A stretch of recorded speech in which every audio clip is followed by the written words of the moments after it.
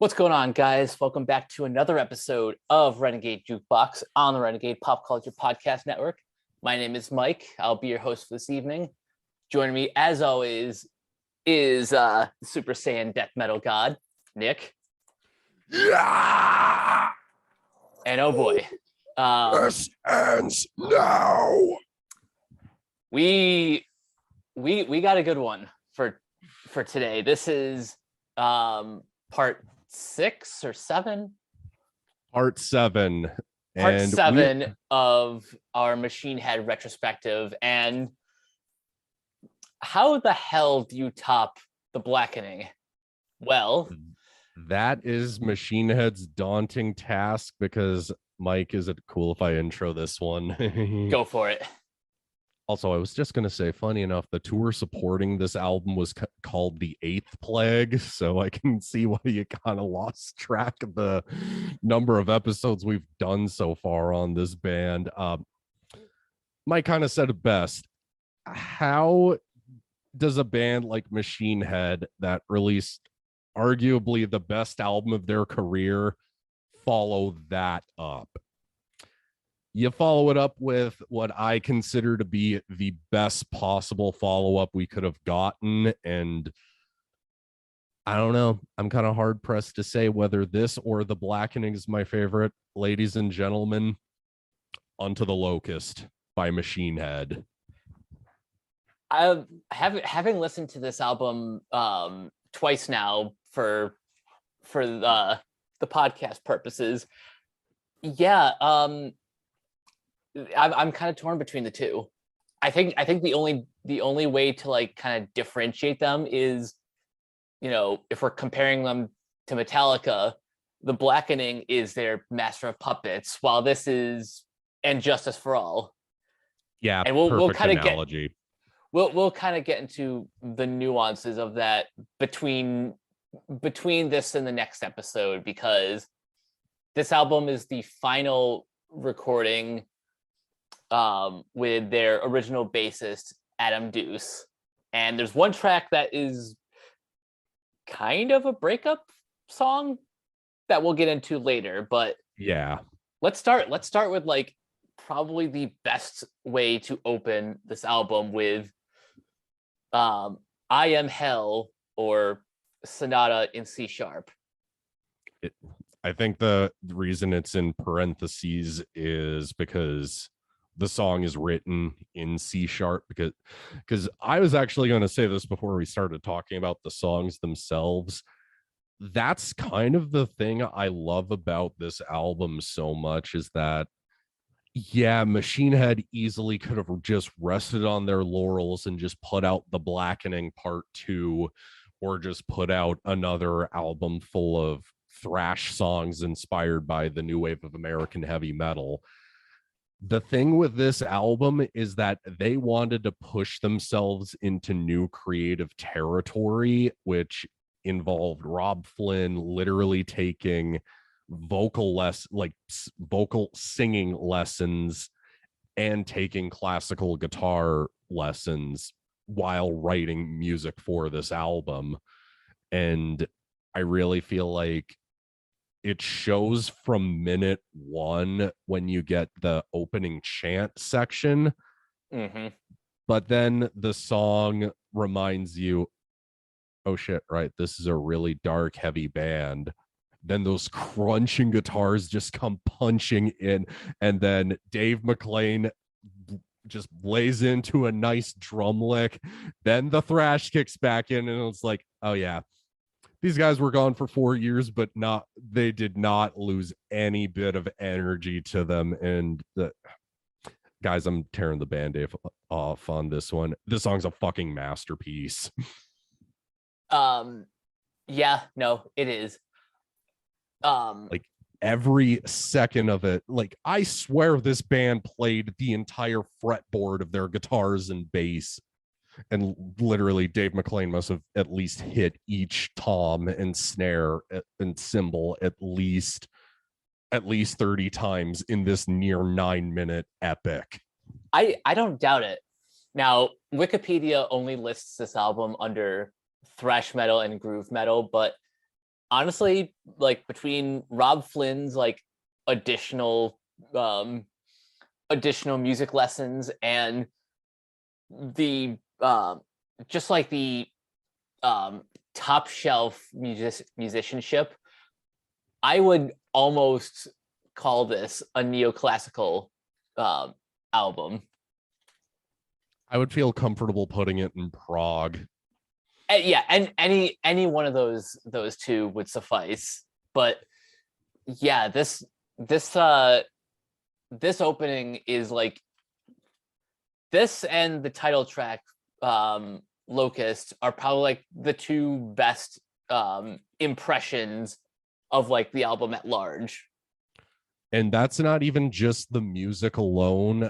I really feel like we didn't talk about the lyrical content with the Blackening as much, just because it felt like songs that we all knew were great either which way.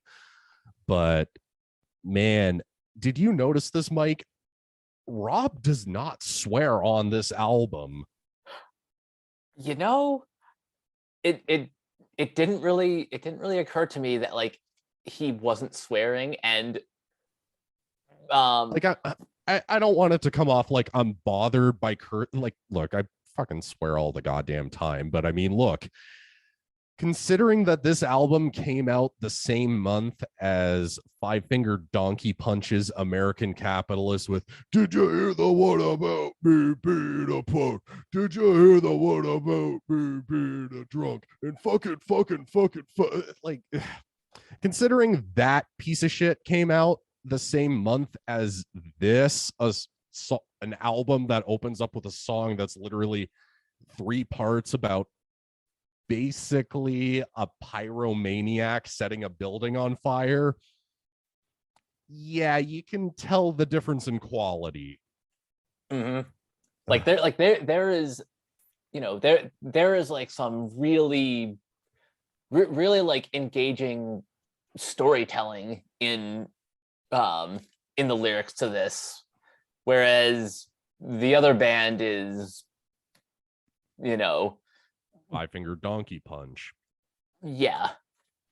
But, you know, to get back on good music, I can't even pick a favorite part of this song. Like, the chorus, even when the song slows down, it never stops just kicking your face in the entire time, and it just constantly reminds you of why you love this band in the first place. Like, not one bit of time is wasted getting you reacquainted with the band, even when that final minute and a half with the classical acoustic guitar, yeah, this song caves your skull in and you enjoy every second of it.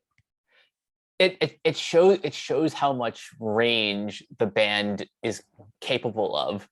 Like, they can do the heavy stuff, but then they can slow things down and kind of show a little bit of a like a softer side without compromising the sound ultimately. Exactly. Which moving on to I'm just gonna say this because I feel like I could just go, this song's a 5 out of 5, this song's a 5 out of 5, this one's a 5 out of 5. For me, I think this might be my favorite song on the album. I know that's kind of you know, sounding more doom and gloom talking about it, but like, don't get us wrong, every song on this is great, because I really feel like the way it flows into Be Still and Know is just perfect. Mm-hmm. And I think Be Still and Know has some of my favorite lyrics. They just come across very very optimistic and hopeful. And I know for people who aren't like, you know, die in the wool metal fans, that sounds a bit alien, but the genre is filled with a lot more lyrical content like that than the kind of stereotypical devil worship stuff. I would actually more say this song, the best way I can put it, it's about confronting the darkness and prevailing. Yeah. Especially like I brought up Five Finger Death Punch exclusively because that Under and Over, beyond the fact that Under and Over it's a garbage song, but when you have lyrics on a song like that, where this is kind of what cemented this as one of my favorite albums, not just by this band, but period. The line, "No change will be permanent, our strength enduring, bright incandescent, take a chance before we fall, backs against the wall," like that. It's just like, wow, these guys are like, it's a dark, heavy song, but it's also strangely uplifting and well thought out and poetic, and yet it doesn't sound up its own ass. Mm-hmm. And also I told Mike about this because more behind the scenes stuff. It's also kind of, we got to establish this from the get-go. This is really the Phil Demmel show with this album. Like, he contributes so much to it. And this is where I got to tell this story. So the song title, "Be Still and Know," is actually a Bible verse that his grandma gave to him, and it was from, I'm just pulling up the article I found it from. It was Psalm 46 that she gave him, and it's "Be still and know that I am the Lord," basically that this shall pass, essentially. It is a great verse. Basically God is saying, like, yeah, no, don't worry, everything's gonna be fine. You will press forward. And kind of, this is where I'm gonna kind of get real on you, Mike, because full disclosure, everyone, 2011 was a bad year to be me. I was going through my last year of high school from September of 2011 to June of 2012, and that was when my depression and anxiety really got the worst of me. Like, I had, beyond the fact that I was just being treated like shit at school, it kind of carried over into home as well, and I'm just going to kind of leave it at that. Oh. And needless to really say, you know what, I might rip the Band-Aid off with this too. I debated on checking out a bunch of times. And when this album came out, honestly, I'd put this album on and I'd start to somewhat feel better for a change. And it's songs like this that, not to sound preachy and up my own ass about it, but yeah, this album's just insanely personal to me, beyond the fact that it's just great music, great lyrics. It's just something that resonates with me so well. And we'll get into that, especially 3 tracks later. Oh yeah, I'm looking forward to talking about that one a little more. Yeah. But in the meantime, lead off single, Locust. I really the only thing I can say about this track is that I kind of said it before, how this is the perfect sample size of the rest of the album.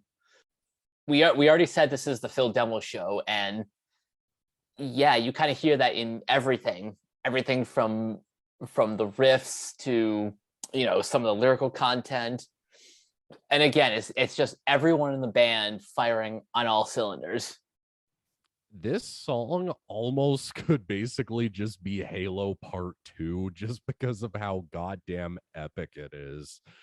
Like, if you really think about it, like the twin guitar harmonies, the way they, sometimes there won't even just be rhythm guitars, it'll just be Rob and Phil just noodling around, just going like, I can do a better solo than you. No, I can do a better solo than you. It's almost like that without it just, sounding like a shitty, wanky tech death song, from the past couple. It doesn't sound like Rings of Saturn where it's just, up its own ass with, I can sweep pick better than you. No, it's just like these two were just have such great chemistry together, playing off each other. They really do. And just can we talk more about Dave too? Because I feel like we haven't talked about Dave McClain so much lately, because his drum, considering he's playing Yamaha drums more on this album, they still sound like they're punching you square in the face the entire runtime. I had no idea they were Yamahas until you like just pointed it out, which means that Dave can like hit anything and it'll sound amazing. Yeah, like just from that amazing opening drum fill to the way the snare hits and just the double kick throughout, and just the way he plays off of Rob, Phil, and Adam, it just sounds incredible. Like, I personally would argue, I don't understand why this didn't make Machine Head a more arena-sized band in North America. Yeah, like you'd think between this and the Blackening that they'd have a bigger arena presence. I know I keep harping on this. This doesn't get to be in arenas, but fucking Five Finger Death Punch does. I'm sorry for bringing their name up so much, but it's like that. This is the year that they got super popular, but Machine Head doesn't get to play arenas because reasons. Life's not fair. It just isn't. Yeah, this is another case where I'm tempted. I'm not trying to just say every song is a 6 out of 5, but man, it's really tough talking about how great this song. Like, even in my tiny redneck town in the middle of nowhere, Alberta, even I was getting people who were just getting into metal or listening to like the more core stuff. Even I was getting people hooked on this song, and they were going like, holy shit, what is this? Give me more of this band. Hell yeah. We got to talk about more classical music next, especially with the breakup song, as I call it. Yep. This is the end of Adam Deuce. No. Seriously, to jump ahead. Let's just start with how great the classical guitar section is. Like, this really could have just been the Now I Lay Thee Down of the album with that opening. And then Dave McClain literally has to just be like, fuck no, you're flipping your desk over and trashing your living room right now because things are getting fucking heavy again. Mm-hmm. This is I put in my notes, like, again, musicianship is on point. The range between like the thrashy portions to, the more groovy, kind of slowed down portions, and again, Rob Flynn really putting those vinyl guitar or nylon guitar lessons to good use. Well, since I mentioned that, the way I'm reading songfacts.com right now kind of weird words it so weirdly. So I'm just gonna say it again. I really feel like this song is kind of a breakup song, if you agree with me or not. Oh yeah, no, I could kind of get the gist of it, at least with the title of the track. This is the end. Or just like even the verses themselves. But I mean, even I know Adam isn't really like overshooting his range, because he's not to just 100% dump on the guy, but I mean, he's not exactly the most I don't want to say he's not a rangeful singer, but he's not. He kind of just has his own like gruffer sounding voice, I'll put it. And really, it doesn't sound like he's overextending his range. It kind of fits perfectly in for what the song's going for. And considering like this is the same year that, I know you're a fan of this band, Mike, but I'm not. But this really could have been a bullet for my Valentine. My girlfriend broke my heart. Now I'm sad and depressed type song. But no, it just really doesn't. It doesn't take its foot off the gas pedal for 1 second. And that's what makes it perfect for this band. Anyone else who tried to tackle like the subject matter would go in that direction, but that's not what they're doing here. Now we have to get to the big one. The song that I really feel like could go over so well in an arena set, in an arena type setting. Yep. Darkness Within was a song, honestly, I wasn't sure how to feel about it, but now that I'm 10 years older, removed from when I was like waiting in front of my computer, waiting for the album to leak for an entire week before it came out. Honestly, this is kind of the perfect breather between just the onslaught of badass metal for 4 songs. Mm-hmm. I don't know if this is like necessarily the halfway point, but you have to sandwich something in between This Is the End and the next track, Pearls Before the Swine, or else this album is just six like gut punches in a row. Yeah, and that could get really tiresome unless you're a death metal band that's already just going for, we want to be as intense and brutal as possible. Machine Head kind of perfectly break up the monotony and put the more classical guitar lessons Rob was taking to good use, but doesn't make it poppy or super radio friendly at the same time. Yeah, that's why I think calling this more of a progressive metal album or even neoclassical, though it's like at least 2 or 3 degrees removed from Malmsteen. My other thing too is just to get into the lyrical content again. This is basically a song about how music is basically a religion. Like, considering how I just described how bad 2011 was for my own life, this was also the year I stopped being a Christian, and I kind of felt like I was just in limbo for the longest time, and I wasn't sure like what my calling or what made me who I am was, until I started getting into like way heavier bands. Like, obviously I loved Metallica, I loved Slayer, I loved Slipknot and Korn, but I wanted something heavier. But at the same time, like, I wasn't willing to jump off the diving board straight into Cannibal Corpse and Dying Fetus yet, if that makes sense. Oh yeah,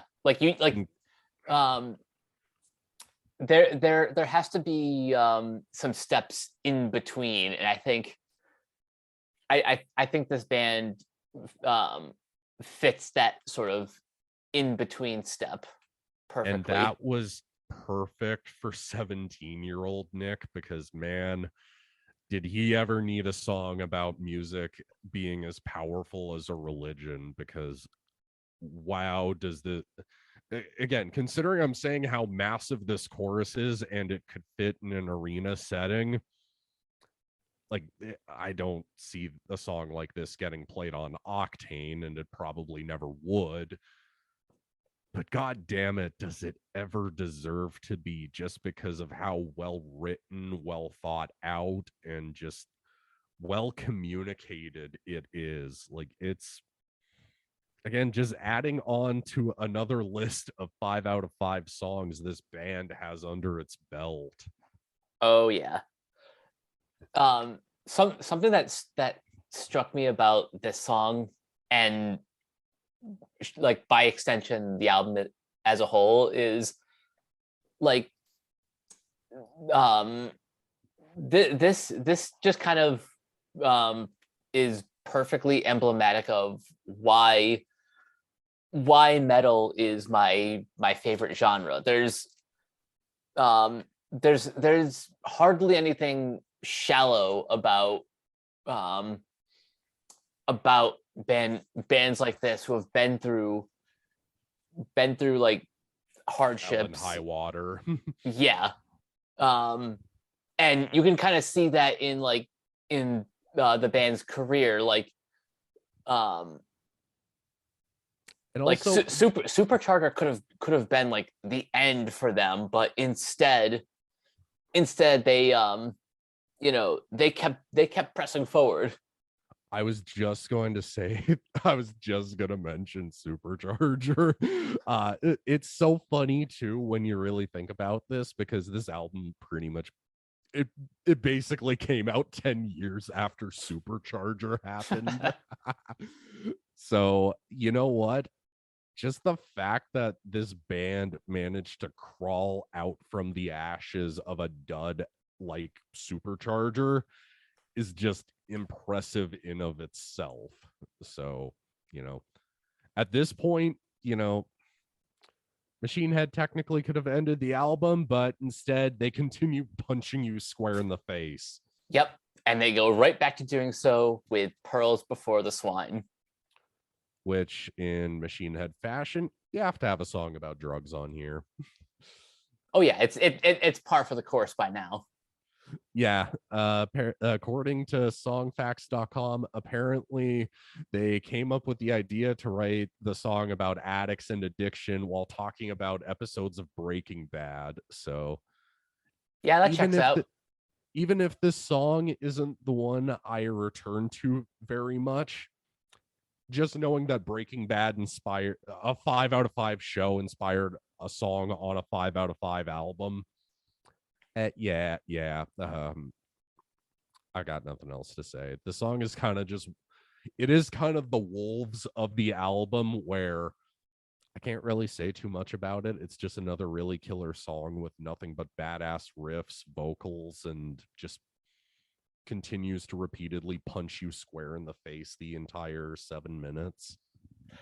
And you can tell this is just a very musically driven song, with with Demo and McLean adding a lot more to to actually writing the music. We gotta talk about the closer. Holy shit, we've gotten to the closer already. This is not normal for us talking about this band. Yeah, it's kind of fitting how the shortest Machine Head album might be our shortest episode of the series. So the closer, that's not the more things change. So the closer is Who We Are. And is this the first time that the band has used a child choir and not made me want to throw up like that awful In Flames song? The less said about them, the better. Yeah. The less said about the last decade of In Flames, the better. Yeah, I'd say anything post Come Clarity. At least Come Clarity will at least melt the paint off the wall. The rest, we'll save our opinions for when we talk about the Halo Effects debut album when that comes out. Who We Are, though, Mike, I used this analogy for you, and I'm gonna say it now.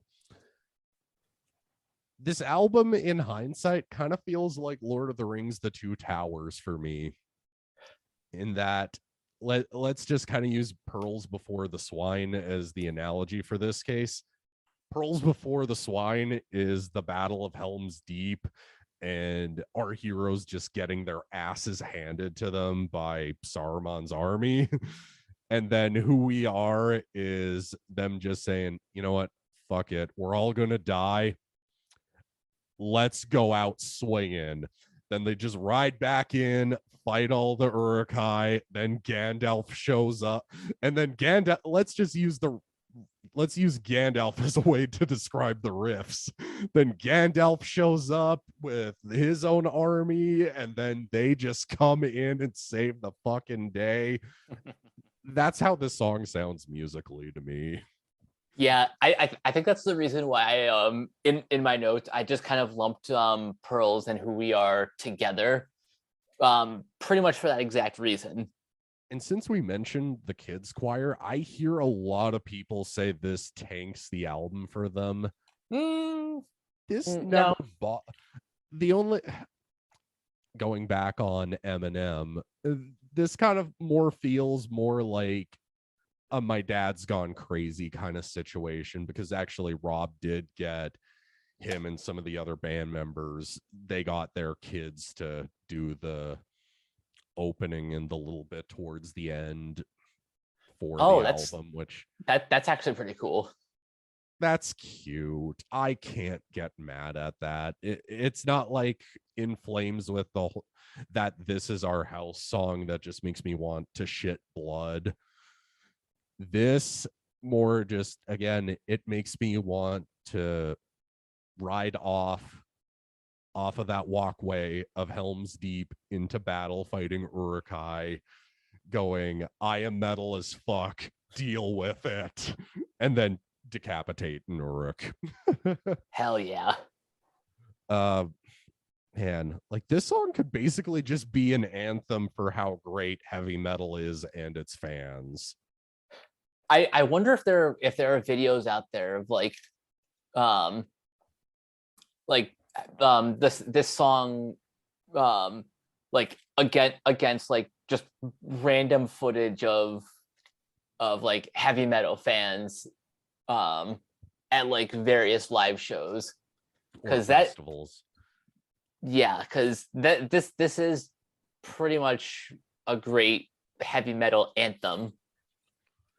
Yeah, and when you get down to it, it's kind of the perfect way to end an album about, because the analogy for Locust is somebody who comes into your life and just absolutely ruins you. It kind of is, especially with the more classical section towards the end on cellos and violins. It's like, it kind of makes you feel like you came out on the other side and won.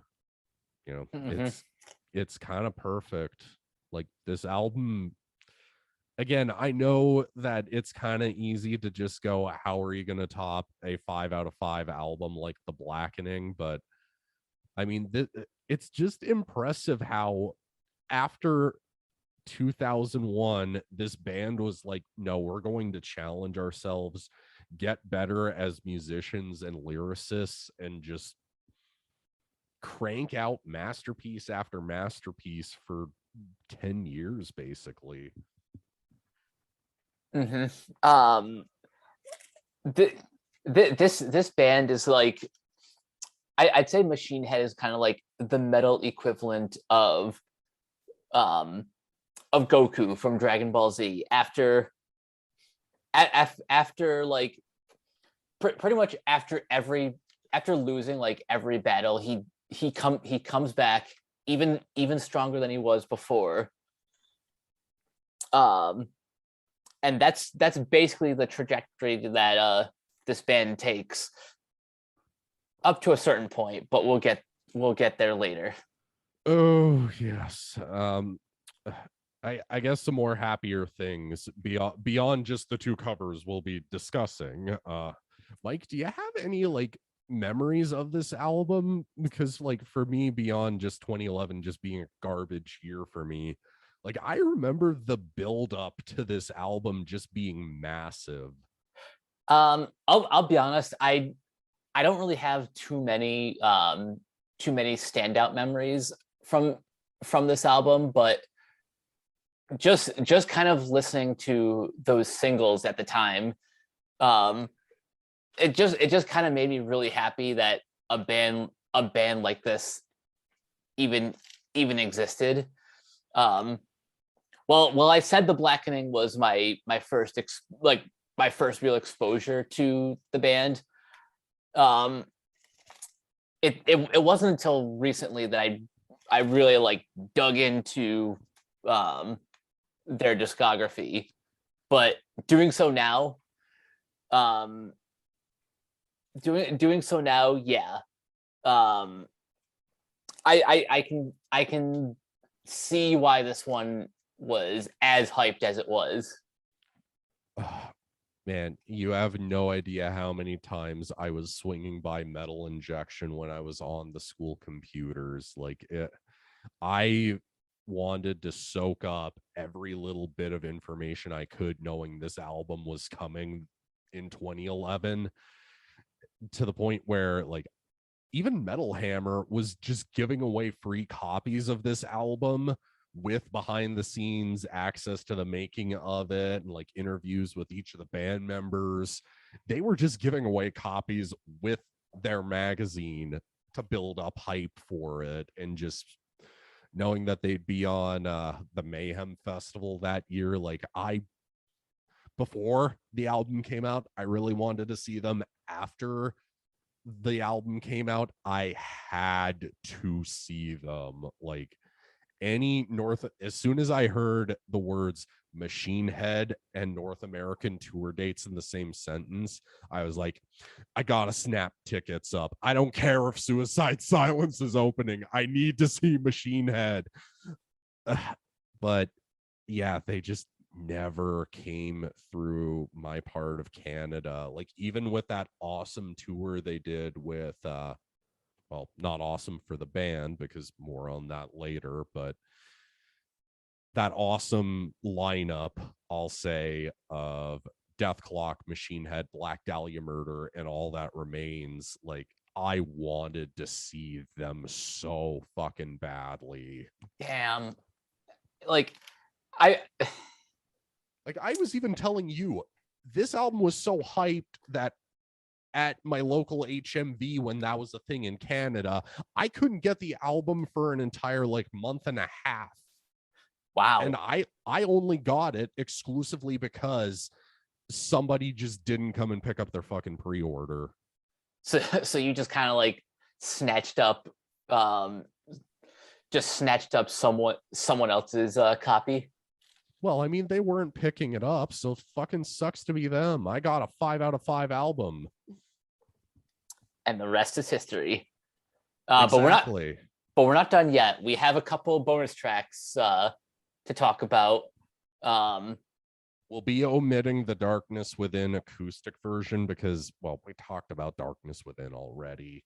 Yeah, the only ones we're going to talk about are two very rock solid covers. One of them is a Judas Priest song that is one of their deeper cuts, The Sentinel.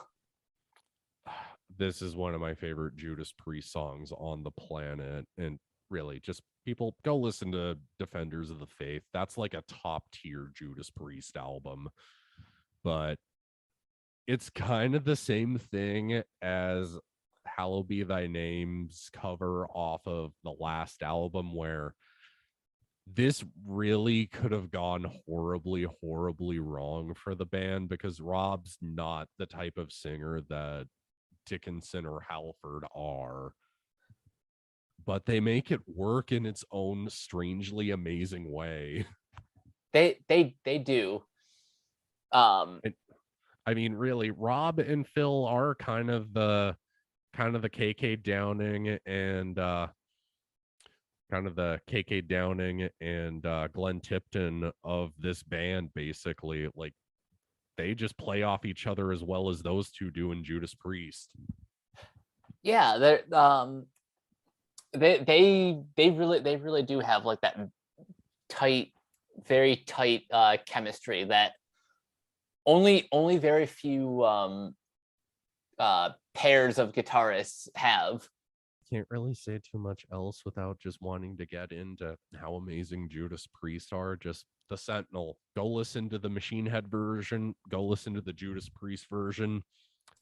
I think this cover, I don't think it's better than the original, being just as good. Yeah, I'd say so.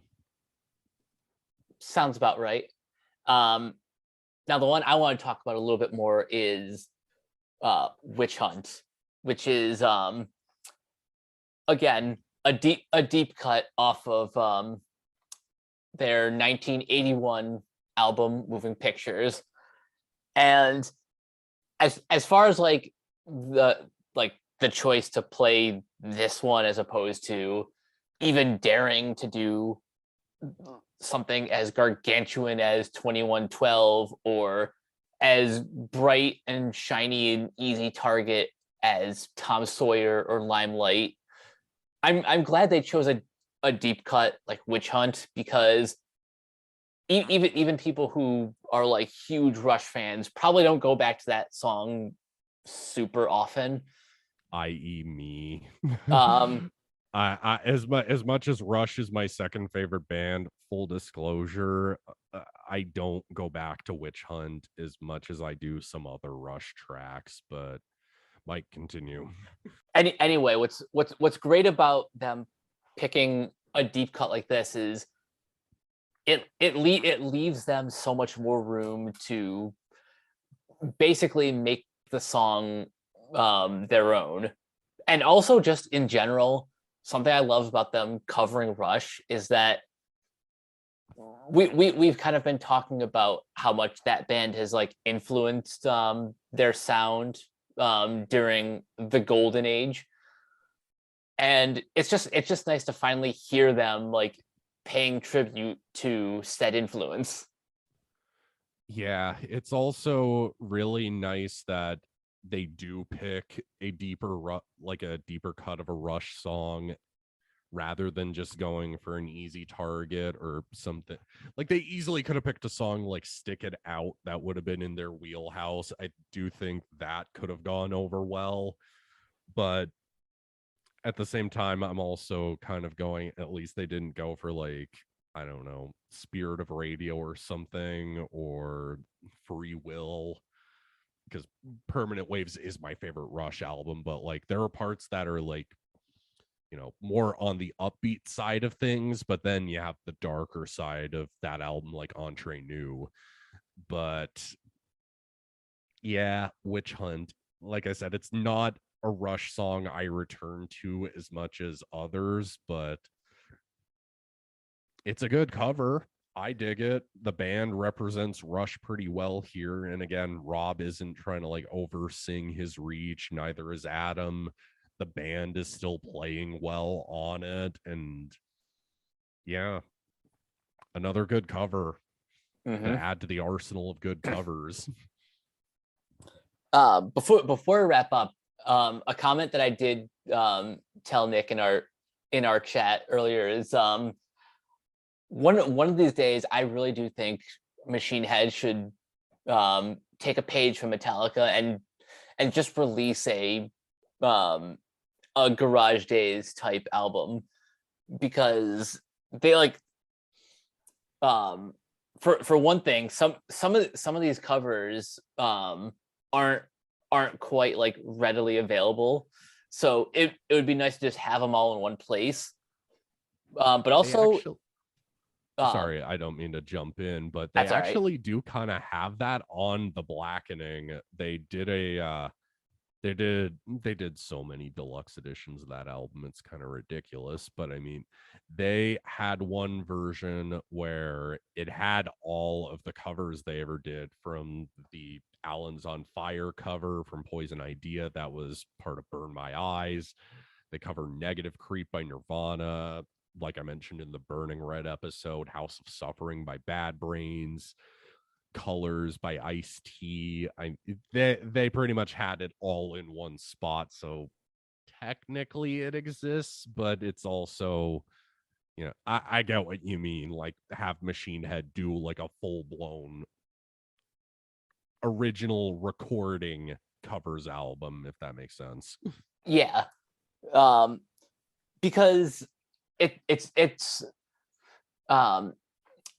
always just fun to hear a band like either pay tribute to like the artists that inspire them, or just like, if nothing else, it's an excuse for the band to just kind of flesh, like, to basically just like stretch their musical legs. Well, that, and if Machine Head were to do a covers album, I don't really want to jump too far ahead that much. But I mean, if Machine Head wanted to do a truly great covers album, they need to get fucking Dave McClain and Phil Demmel back in the band. So that's probably never happening. Unfortunately. More on that later. But back on happier things. Unto the Locust. Masterpiece. Just a bloody masterpiece. Just beyond my personal attachment to it. Also, Mike, go listen to the live album that resulted from this. Oh, are you talking about Machine fucking Head Live? Yeah, because they basically just play the entire album minus Pearls Before the Swine. They play the entire album in its entirety. All right, I guess I'm listening to that next.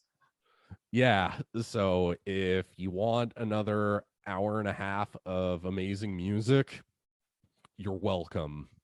So to wrap up Unto the Locust, it is a masterpiece. I would honestly say that every song on here is a 5 out of 5, but since we like to list our favorites, I will let you nominate outside of I Am Hell, because that's kind of its own masterpiece. What would be your second 6 out of 5? Because I literally I could listen to an entire album of I Am Hells and be happy. I don't fucking know, man. It's like making me pick between a favorite kid. I can't do it, man. I'm opting out. It's like me. It's again. It really is me being forced to pick between a favorite kid. All right, then. I'll be the brave one. I'd say lyrically, my 6 out of 5 would be Be Still and Know. Musically, again, not counting I Am Hell, musically it would have to be either This Is the End, Darkness Within, or Who We Are. But I would have never been mad with you if you had picked either of those three. Yeah, they're all it's a tough choice, but I would rather squirm over picking a favorite than I would rather squirm over picking a favorite than, you know, having to reach for like a silver lining in a bad album, if that makes any sense. Yeah, that makes sense. Yeah, just go listen to this album, people. You'll love every minute of it. It's just as good, if not, I want to say it's better than The Blackening, but I don't want to feel like I'm overhyping it and just bathing the album in tongue kisses. But man, if it doesn't show you a good time, its entire near 50 minutes. So kind of like, considering we've already mentioned this, considering this is Adam's last album with the band and they leave Roadrunner Records after this album for good, this really could have signified bad things to come with the next album, but all I will say is no, it does not. And I'm going to leave it at that. All right, that's actually a great place to close this chapter. So until next time, Nick, where can everyone find you online? Mike said it at the beginning. Super Saiyan Death Metal God on Instagram. If you want album covers and horror movies and video games that I play, go shoot me a bunch of likes. And you guys can find me on Twitter at Captain K42. You can check out my quick thoughts on letterboxd.com/CoachK42. And you can find me in all the various Facebook groups just at my name. You can check out Renegade Pop Culture on Facebook and Twitter at Ren Pop Culture. You can also look for us on Podchaser. Listen to all of our podcasts on Anchor, Spotify, Apple Podcasts. If you like what we do, give us a like, give us a follow, do all that stuff. And last but not least, everything can be found at renegadepopculture.com. Need to escape? So do we. That'll do it for this episode of Renegade Jukebox. We will catch you guys later. Peace out.